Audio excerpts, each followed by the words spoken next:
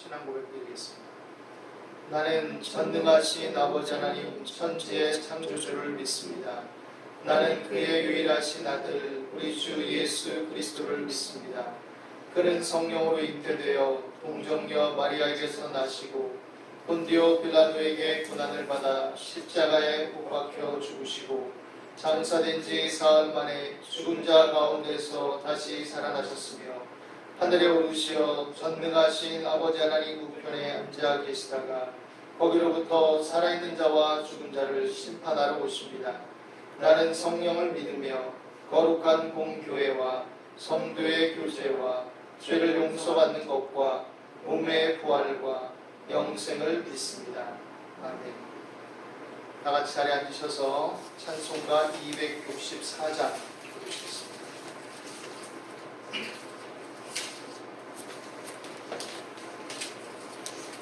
264장입니다. 정결하게 하는 셈이 나의 앞에 있도다. 성령께서 권고하심 죄 씻으라 하시네. 찬양하리 찬양하리 죽임 당한 어린 양 주께 영광 돌리어라. 우리 죄를 씻어주셨네. 나의 가는 길이 좁고 내 뜻대로 안 되고 모든 욕심 다 버리고 주만 따라가겠네. 찬양하리 찬양하리 죽임 당한 어린 양 주께 영광 돌리어라. 우리 죄를 씻어주셨네. 나의 마음 제단 위에 불길같이 타올라 영원토록 찬양하며 주께 영광 돌리네. 찬양하리 찬양하리 죽임 당한 어린 양 주께 영광 돌리어라. 우리 죄를 씻어주셨네. 한량없는 주의 은혜 나를 영접하셨네. 내가 지은 모든 죄와 허물 용서하셨네. 찬양하리 찬양하리 죽임 당한 어린 양 주께 영광 돌리어라. 우리 죄를 씻어주셨네. 성부 하나님께 영광 성자 예수께 영광 성령님께 또한 영광 모두 올려드리세. 찬양하리 찬양하리 죽임 당한 어린 양 주께 영광 돌리어라. 우리 죄를 씻어주셨네.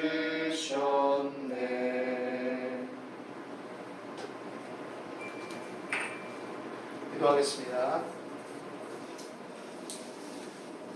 하나님 아버지, 오늘도 우리 가운데 함께 하시고 그 크신 은혜와 긍휼과 사랑으로 보호하시고 인도하심을 인하여 감사를 드립니다. 우리는 변덕스럽고 우리는 연약하며 우리는 마음과 생각이 또 수시로 흔들리고 변할 때가 있지만 하나님은 일관된 마음과 그 사랑과 의지로서 우리를 붙들어 주시고 우리의 삶을 주관하시고 다스리시고 인도하신 것을 믿습니다. 그러므로 하나님을 사랑하는 자, 곧 그 뜻대로 부르심을 입은 자들에게는 모든 것이 합력하여 선을 이룸을 믿습니다. 그러므로 그리스도 예수의 십자가의 은혜와 그 사랑 안에 있는 하나님의 확증을 붙들고 우리의 믿음을 갖고 날마다 믿음의 선한 싸움을 싸우며 전진해 나갈 수 있도록 인도해 주심을 믿습니다. 한 주간의 생활과 삶 속에서 고단하고 지친 마음들을 이 시간 또한 위로해 주시고 새 힘을 주셔서 하나님의 변함없는 사랑과 그 신실하심을 믿고 신뢰하며 날마다 의지하는 저희들이 될 수 있도록 인도하여 주시옵소서. 오늘도 주의 은혜의 빛을 우리 가운데 비추사 모든 어둠, 혼돈, 흑암, 공허, 질서가 물러가게 하시고 우리가 범세 하나님의 진리의 말씀과 진리의 여기신 성령의 교통하심과 내주하심과 인도하심 속에 하나님의 말씀의 선한 가치들을 붙들고 주의 뜻을 따라 살아가게 부정함이 없도록 인도하여 주시옵소서. 배에게 합당한 믿음을 사모하며 그 안에 열매 맺기를 사모하는 저희들이 되게 도와주시옵시고 좌로나 우로나 흔들리지 않게 도와주시옵소서.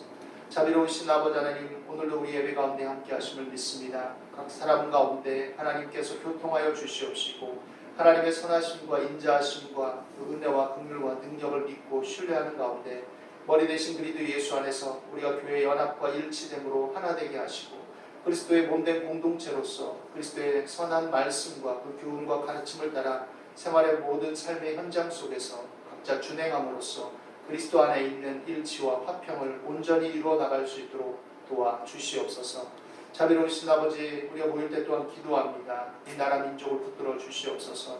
이 나라 정치, 경제, 사회문화, 국방교육 각계각층이 안정되게 하시고 공의와 질서와 법도와 윤리와 도덕이 회복되며 견고하게 세워지게 하시고 어려운 시기를 틈탄 악한 자들의 도모를 패하여 주시옵소서. 아버지 하나님, 적재적소에서 믿음의 일꾼들이 하나님의 말씀의 가치를 붙들고 하나님 뜻의 기뻐하심을 따라 합당한 열매들을 맺으며 살아갈 수 있도록 도와주시옵소서. 이 땅의 교회들을 붙들어 주시옵시고 우리의 죄와 허물에서 건지시며 하나님 몸된 교회됨을 아름답게 이루어나가며 주의 뜻에 부합된 삶이 되어서 오직 하나님께 영광 돌리게 하여 주시옵소서. 어리석고 미련한 다툼과 세속의 욕망을 하나님의 말씀을 핑계삼아 추구하는 일이 없도록 역사하여 주시옵소서. 하나님께서 우리 가운데 역사하시고 붙들어 주심을 믿습니다. 아버지는 코로나 사태 이후로 지치고 고단한 몸과 마음들을 어루만져 주시옵시고 여러가지 재편되는 여러가지 사회의 상황과 현실의 모든 움직임 속에 하나님 우리에게 하나님 뜻에 부합된 열매를 맺도록 지혜를 주시고 평안함을 주시고 감당하고 극복할 수 있는 힘을 주시고 전화이복되게 하시며 합력하여 선을 이루어 주옵소서. 오늘도 우리 가운데 역사하시고 교통하신 하나님을 믿고 의지합니다. 감사와 찬송을 드리며 예수 그리스도 이름으로 기도드리옵나이다. 하나님 말씀 보시겠습니다. 신약성경 요한복음 6장 22절에서 40절 말씀 보시겠습니다.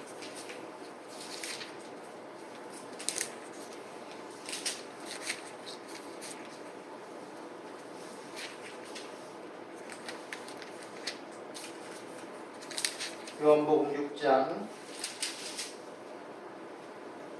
22절에서 40절 말씀 함께 읽겠습니다. 이튿날 바다 건너편에 서 있던 무리가 배 한 척 외에 다른 배가 거기 없는 것과 또 어제 예수께서 제자들과 함께 그 배에 오르지 아니하시고 제자들만 가는 것을 보았더니 그러나 디베레아에서 배들이 주께서 축사하신 후 여럿이 떡 먹던 그곳에 가까이 왔더라. 무리가 거기에 예수도 안 계시고 제자들도 없음을 보고 곧 배들을 타고 예수를 찾으러 가버나움으로 가서 바다 건너편에서 만나 라비여 언제 여기 오셨나이까 하니 예수께서 대답하여 이르시되 내가 진실로 진실로 너희에게 이르노니 너희가 나를 찾는 것은 표적을 본 까닭이 아니요 떡을 먹고 배부른 까닭이로다. 썩을 양식을 위하여 일하지 말고 영생하도록 있는 양식을 위하여 하라. 이 양식은 인자가 너희에게 주리니 인자는 아버지 하나님께서 인치신 자니라. 그들이 묻되 우리가 어떻게 하여야 하나님의 일을 하오리이까? 예수께서 대답하여 이르시되 하나님께서 보내신 이를 믿는 것이 하나님의 일이라 하시니 그들이 묻되 그러면 우리가 보고 당신을 믿도록 행하시는 표적이 무엇이니이까? 하시는 일이 무엇이니이까? 기록된 바 하늘에서 그들에게 떡을 주어 먹게 하였다 함과 같이 우리 조상들은 광야에서 만나를 먹었나이다. 예수께서 이르시되 내가 진실로 진실로 너희에게 이르노니 모세가 너희에게 하늘로부터 떡을 준 것이 아니라 내 아버지께서 너희에게 하늘로부터 참떡을 주시나니 하나님의 떡은 하늘에서 내려 세상에 생명을 주는 것이니라. 그들이 이르되 주여 이 떡을 항상 우리에게 주소서. 예수께서 이르시되 나는 생명의 떡이니 내게 오는 자는 결코 줄이지 아니할 터이요 나를 믿는 자는 영원히 목마르지 아니하리라. 그러나 내가 너희에게 이르기를 너희는 나를 보고도 믿지 아니하는도다 하였느니라. 아버지께서 내게 주시는 자는 다 내게로 올 것이요 내게 오는 자는 내가 결코 내쫓지 아니하리라. 내가 하늘에서 내려온 것은 내 뜻을 행하려 함이 아니요 나를 보내신 이의 뜻을 행하려 함이니라. 나를 보내신 이의 뜻은 내게 주신 자 중에 내가 하나도 잃어버리지 아니하고 마지막 날에 다시 살리는 이것이니라. 내 아버지의 뜻은 아들을 보고 믿는 자마다 영생을 얻는 이것이니 마지막 날에 내가 이를 다시 살리리라 하시니라.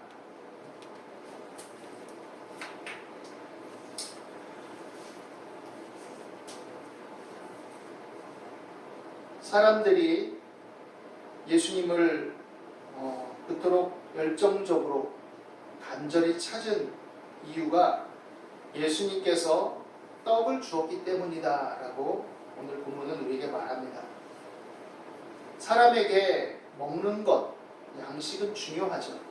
그리고 그것은 우리의 육신의 생명을 유지하고 에너지를 유지하며 힘을 얻는 것과 관련이 있고 또 이것은 그 자체로서 고정되고 끝나는 것이 아니라 그 육신의 생명력과 에너지를 통해서 내가 삶을 이루어 나가고 추구하고 활동하는 것과 연결되어 있기 때문에 단지 먹고 사는 것을 떠나서 내 삶을 어떻게 이루어 나가느냐와 관련된 문제이기도 할 것입니다. 그래서 음식을 먹고 그 영양을 공급받는다라는 것은 사실 굉장히 중요하고 필요한 일입니다.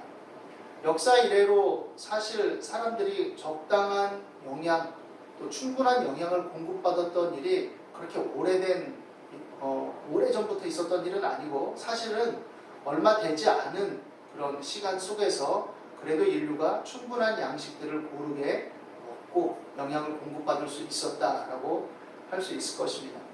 그런데 이렇게 풍부와 풍요의 시대라고 할 수 있을 만큼 발전된 현대 사회에서도 여전히 국가별로 본다면 굶주림에 허덕이는 지역과 사람들이 존재하고 있고 또 우리나라 세계 경제 10대 대국이라고 할 수 있고 그렇게 말해지는 우리나라 안에서도 여러 가지 구조적인 상황과 또 개인의 형편과 상황에 근거해서 밥을 먹지 못하고 굶주리며 또 영양을 제대로 공급받지 못하는 사람들이 여전히 존재하고 있다는 것을 우리가 생각해 봐야 될 것입니다. 그렇기 때문에 한편으로는 우리가 상대적인 차원에서 서로 비교만 하고 상대적인 박탈감이나 상대적인 우월감 속에 젖어 있을 것이 아니라 주님께서 말씀하신 바에 근거해서 먹을 것과 입을 것이 있으면 기본적으로 족한 줄로 여기고 또 기본적인 영양을 공급받고 살 수 있다는 것에 대해서 감사하고 또 내가 그렇게 생명을 유지하기 위해서 또 활동하고 움직일 수 있다는 이 평범한 사실이 얼마나 가치 있고 감사한 일인지 생각해 봐야 됩니다. 그런 기회를 박탈된 세상의 여러 사람들 또 영양을 공급받고 싶어도 그럴 수 없는 여러 가지 우리가 이해하기가 참 어렵다라고 생각할 수도 있지만 그런 구조적인 또 상황적인 환경적인 여건에 처한 사람들을 생각할 때 우리의 시선을 위로만 지향할 것이 아니라 우리 주인 또 우리 안에도 살펴볼 수 있는 그런 마음과 생각을 견지해야 될 것입니다. 이것이 먹는 양식이, 떡이 중요한 것이긴 하지만 본질적인 것은 아니다라고 주님은 말씀하십니다. 먹을 것과 입을 것이 있어야 되는 것은 당연히 알고 계시고 필요하다라고 주님은 말씀하십니다. 부인하는 것이 아닙니다. 그래서 자신을 따르는 무리들이, 백성들이 배고플 때 마음이 안타깝고 그들을 먹이기 위해서 오병이어의 이적을 베풀어 주셨습니다. 그런데 그 이적을 베푸신 이면에는 하나님께서 예수 그리스도를 이 땅에 보내신 이유와 뜻, 그리고 그들의 역사 속에 개입하셔서 그들의 조상들에게 자신을 나타내시고 또 애굽에서 그들을 건져내시고 광야길에 만나와 메추라기로 먹이시고 반석에서 물이 나게 하시고 그들을 급기야 약속의 땅으로 인도하시는 이 모든 여정 속에 하나님께서 원하시는 것이 무엇인지를 나타내기 위한 역사적 연속성과 현재 시점에서의 그 은혜의 풍성함을 드러내기 위해서 이것을 행하셨던 것입니다. 그런데 사람들은 본질적인 것을 놓친 채 여전히 육신의 생명에 급급하고 자신의 형편에 집착해서 떡에만 주목하고 있다라는 것이 예수님의 평가고 판단입니다. 사람이 본질적인 것을 도외시하고 자신의 현실적, 육신적 필요에만 급급하고 인생의 가치와 우리 영혼의 의미를 이 세상 먹고 사는 것에만 둔다면 편협하고 집착되기가 쉽습니다. 그리고 진정으로 하나님을 믿고 따르기가 정말 쉽지 않고 불가능할 지경에 이릅니다. 돈이 필요한 사람, 돈을 구하는 사람, 경제적인 어떤 열망을 가지고 그것을 획득하기를 원하는 사람, 그 사람이 하나님께 기도하고 의지함으로써 그것을 얻게 되었을 때 그는 그 돈이 목적이고 돈이 모든 것이었다면 부자가 되면 하나님을 떠날 수 있습니다. 왜냐하면 돈을 구하기 위해서, 경제력을 얻기 위해서 하나님을 의지했는데 그것이 채워졌으니까 이제 하나님을 의지할 필요가 없는 겁니다. 물론 신앙적인 어떤 차원이라든지 어떤 종교성의 근거에서 아니면 그간의 어떤 과정 속에 관계성의 근거에서 여전히 교회라는 공동체 안에 또 교회당이라는 건물 안에 남아 있어서 그 인간적인 관계를 형성하고 있다 할지라도 그 내면과 본질은 돈을 추구하는 사람으로서의 정체성에서 벗어날 수가 없습니다. 그래서 여전히 그런 연속성에서 관계성을 맺어가고 또 겉으로는 신앙인처럼 보일 수 있지만 그의 진정한 정체성은 하나님을 떠난 사람일 수 있다는 것을 알아야 됩니다. 병 낫기를 원하고 병을 치료받기 원하는 사람, 치료되면 떠날 수 있습니다. 그것만이 목적이고 그것만이 전부였던 사람은 하나님을 발견할 수 없고 하나님의 은혜를 붙들 수가 없는 것입니다. 누가복음 17장 11절 이하에 보면 자신들을 고쳐달라고 간구했던 10명의 나병 환자 이야기가 나옵니다. 이들이 예수님의 말씀을 따라 가서 제사장에게 보이라 하신 말씀을 따라 돌아가다가 다 몸이 낫게 된 것을 발견했습니다. 그들의 중에 9명의 유대인들은 자신들의 몸이 멀쩡해진 것을 확인한 후 각기 제 길로 갔습니다. 그러나 한 명의 사마리아 사람, 이 단 한 명만이 큰 소리로 하나님께 영광을 돌리고 예수님께로 돌아와서 엎드려 감사했습니다. 그 몸이 치료되기를 원했던 것은 가장 간절한 현실적인 소원이고 필요였을 것입니다. 그런데 그것을 체험한 이후 그는 그 눈을 하나님께로 돌리게 되고 그 능력의 근원이신 주님을 주목하게 되는 것입니다. 그리고 그로 말미암아서 이제 그의 시야는 천지를 창조하신 하나님, 인간의 생사화복을 주관하시고 다스리시는 하나님, 죄인들을 고치시고 불쌍히 여기시며 구원하시는 하나님께로 맞닿게 되는 것이죠. 나 자신의 절박함에만 집착하는 사람은 그것이 어떻게 보면 굉장히 절박하고 타당하고 필요하다라고 인정되고 인식될 수 있지만 우리가 인지상정이니 그것이 정말 절박하구나라고 인정받을 수 있을지 모르지만 그 절박함과 급급함과 필요에 대한 집착으로 인해 하나님을 믿기가 어렵게 됩니다. 그것만 해결되면 그뿐인 것이죠. 그런 유의 신앙 행태는 간절히 기도했었다. 내가 신앙생활할 때 한때 열심히 봉사했었다. 이런 과거에 대한 회고, 자신의 어떤 일종의 공로에 대한 자랑, 회상, 이걸로 그칠 수 있는 것이죠. 그 밑바탕의 본질이 뭐냐? 이 질문에 대한 올바른 인식과 정체성이 십자가에서 우리 대신 피 흘리신 예수님과 아버지 하나님의 뜻에 맞닿아 있지 않으면 성령의 사람이라고 할 수 없음을 우리는 생각해야 될 것입니다. 예수님께서 주신 떡, 이것은 모세를 통해 광야에서 하나님께서 주신 떡과 연결되어 있습니다. 그래서 예수님을 찾아온 사람들은 이제 광야에서 우리 조상들이 하나님께서 주신 만나를 먹었다고 말합니다. 근데 그들은 모세가 준 만나로 인식하고 있는 양상을 보입니다. 왜냐하면 하나님께서 주신이라는 것에 확실한 인식과 근거를 가지고 있었다면 그들이 육신적인 차원으로 여전히 육신의 생명의 양식을 구할 것이 아니라 그 이면에 영원한 생명과 은혜의 생명력을 누리는 삶으로 나아가야 되는데 그렇지 않고 육신적인 차원에서만 접근하고 있기 때문이죠.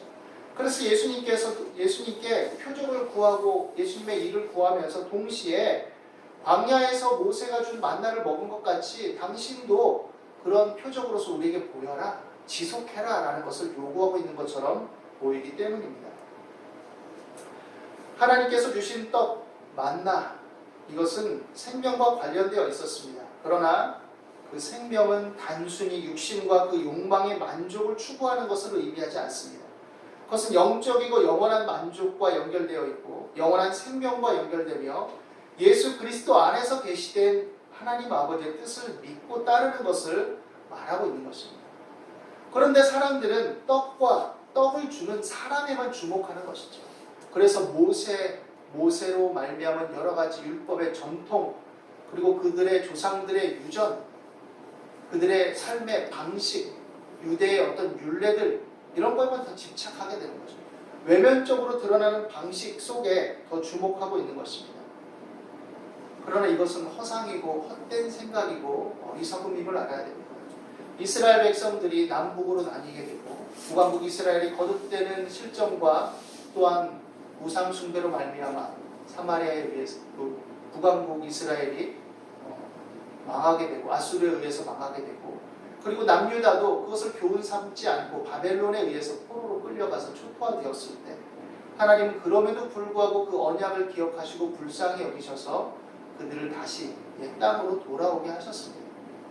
그들은 그 과정 속에 하나님께서 진정으로 원하시는 것이 무엇인지 주목했어야 됩니다.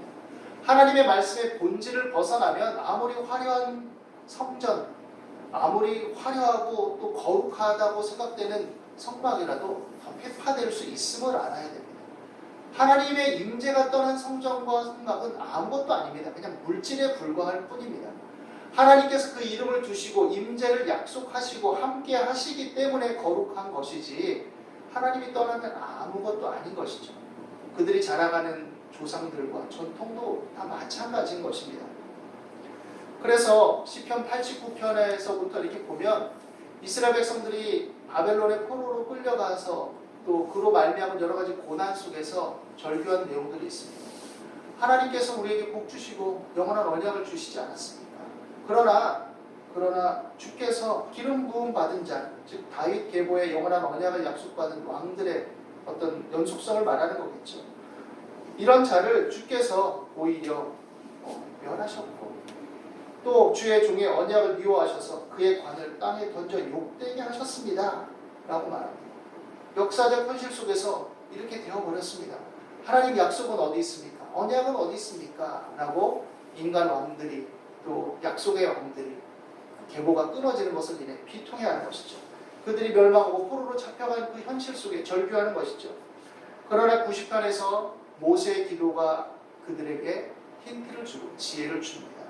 그것은 무엇이냐? 모세의 기도 속에 하나님은 대대 우리의 거처가 되셨다. 인간들은 변하고 인간들은 죽고 인간들은 끝날지라도 그 모든 것을 이루시는 분은 하나님이시다.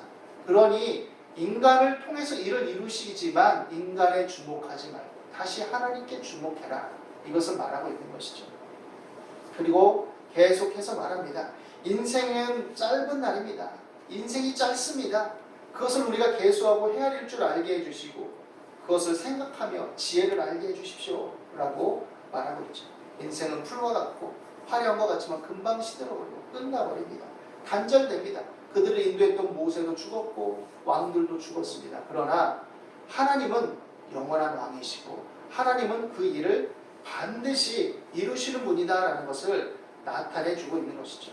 그래서 91편에 이르면 지지온 자의 은밀한 곳과 전능자의 그늘 아래 사는 자들을 말하게 되고 악인들은 결국 하나님의 심판을 받게 되고 하나님을 사랑하는 자는 구원받는다라는 명백한 사실을 다시금 인식시키게 되는 것이죠.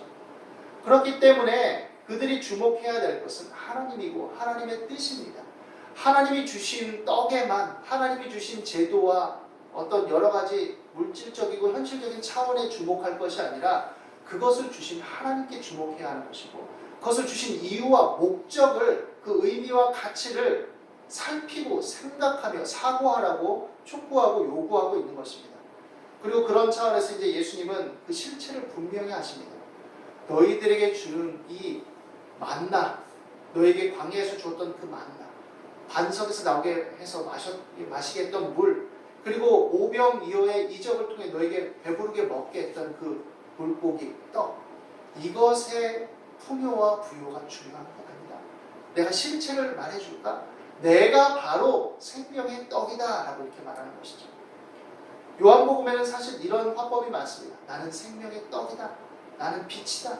나는 진리다. 나는 길이다. 진리다. 생명이다.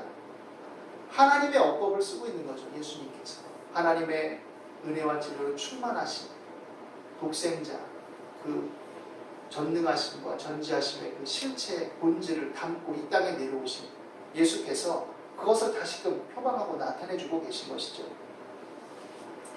보고도 믿지 않는 육신적인 자들에 대한 답답함과 슬픔을 통해서 예수님은 안타까워하시며 누구든 믿는 자는 생명을 얻는다라는 그 열려진 구원의 초청을 다시금 하고 계시는 겁니다. 은혜의 초청을 다시금 하고 계신 것입니다. 내게로 와서 내 살을 먹고 내 피를 마셔라. 내가 바로 생명의 떡이다. 내 말에 주의하고 내 말을 듣고 나를 믿어라 라고 말하고 있는 것이죠. 그러나 예수님을 믿기보다는 예수님이 하시는 일들을 평가하고 판단해서 자신들의 육신적인 안목과 이해를 또한 구하고 그것을 만족시키기를 원하는 이스라엘 백성들, 유대인들은 예수님을 멀리하게 되는 현상들을 우리는 이제 뒤에 말씀에 가면 보게 될 것입니다. 예수님은 누구든지 믿는 자는 생명을 얻는다라고 활짝 열린 구원의 길을 제시하십니다. 이것은 물론 아버지 하나님의 주권과 능력의 보장 안에 있습니다.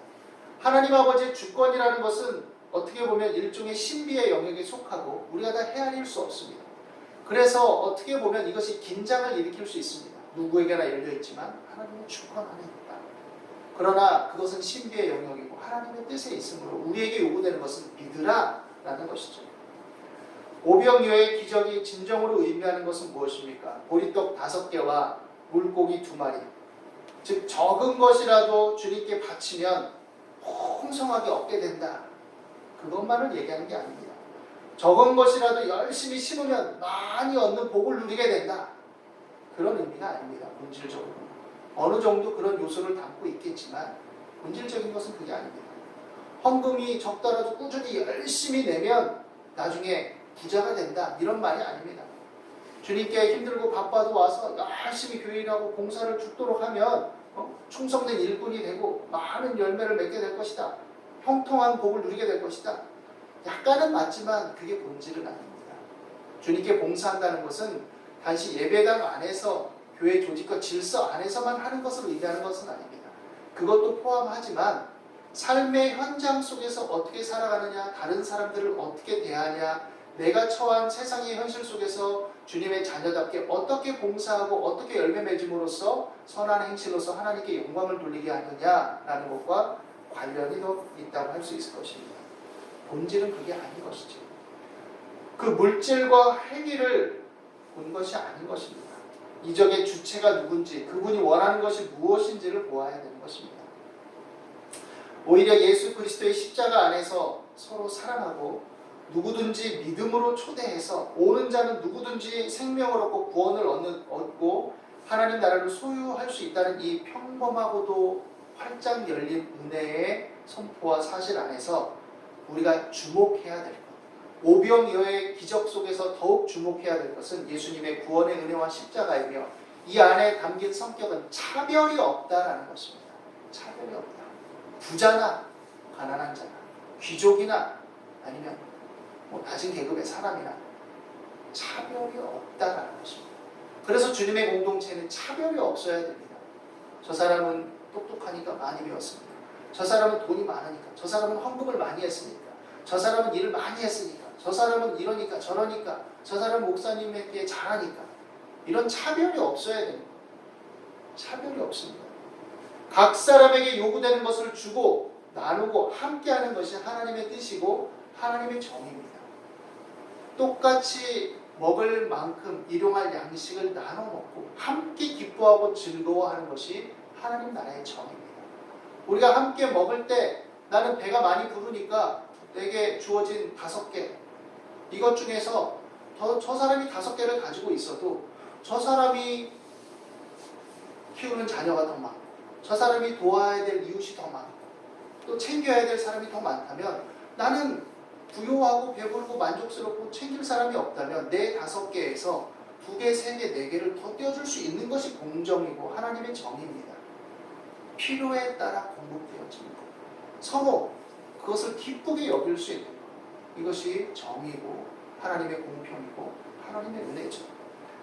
이것을 알 수 있는 말씀이 있습니다. 마태복음 20장에 보면 포도원 품꾼 이야기가 나오죠. 주인이 밖에 나가서 사람들을 일하도록 불러 모읍니다. 사실 사람들이 일하고 싶은데 일할 데가 없어서 자기 가족들을 먹일 수가 없는 거죠. 그래서 딱 주인이 포도원 주인이 나가보니까 정오에 6시에 이렇게 길거리에 있는 사람들이 있습니다. 우리를 일하게 해줄 사람이 없어서 이러고 있습니다. 절박함 속에 얘기합니다. 이리 와라, 내가 일하게 해줄게. 한 데나리온을 내가 주마. 너무 감사합니다. 와서 일했습니다. 또 3시, 성경에는 9시로 되어 있죠. 오늘날 시간, 우리가 하는 시간관념으로 보면 오후 3시 가보니까 또 그런 사람이 있어요. 절박합니다. 내가 일하게 해줄게. 와서 일해라. 한 데나리온을 또 약속합니다. 마음을.